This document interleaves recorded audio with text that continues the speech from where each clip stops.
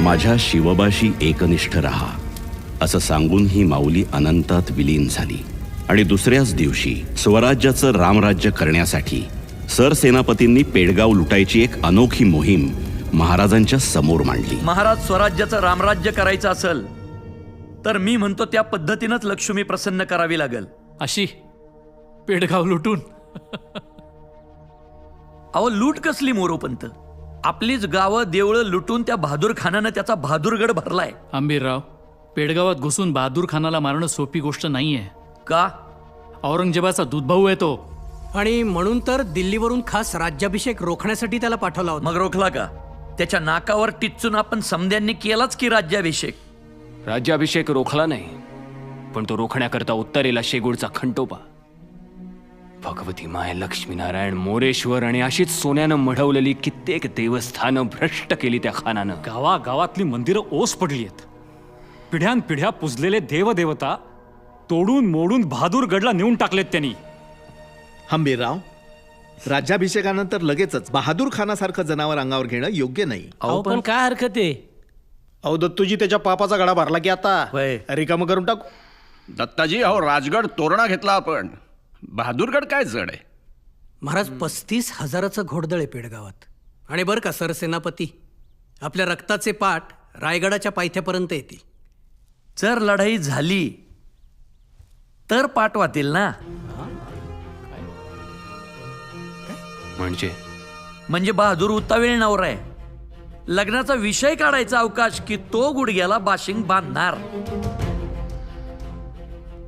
नेमकं काय आहे काय तुमच्या मनात हंबीरराव? बोला हंबीरराव. निसंकोच बोला. महाराज सरसेनापती म्हणून माझी ही पहिलीच मोहीम आहे. नव्या दमाच्या तरुण पोरांना घेऊन आखतो. म्हणजे आपल्या महालोजीचा संताजी आहे, यसाजीचा कृष्णाजी आहे, धनाजी जाधव, नागोजी जेधे, वरखडे बंधू, सूर्याजी मालुसरे अशी समधी तरुण पोरं घेऊन जातो. आणि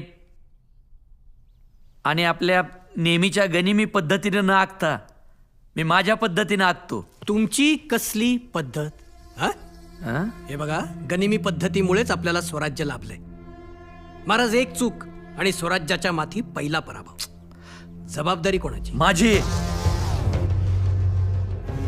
जबाबदारी माझी.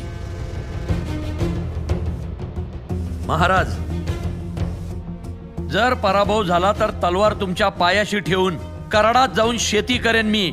महाराज, मला असं वाटतंय की नुकताच राज्याभिषेक झालाय, त्यामुळे ही असली मोहीम उगाच राबवायला नको. का?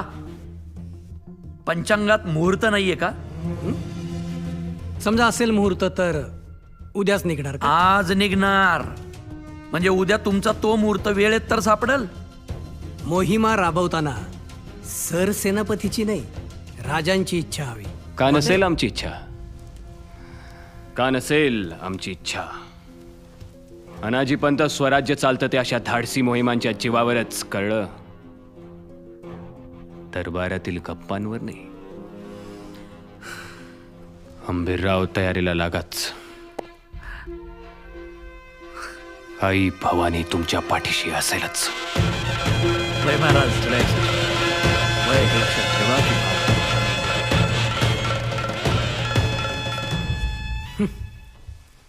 हो.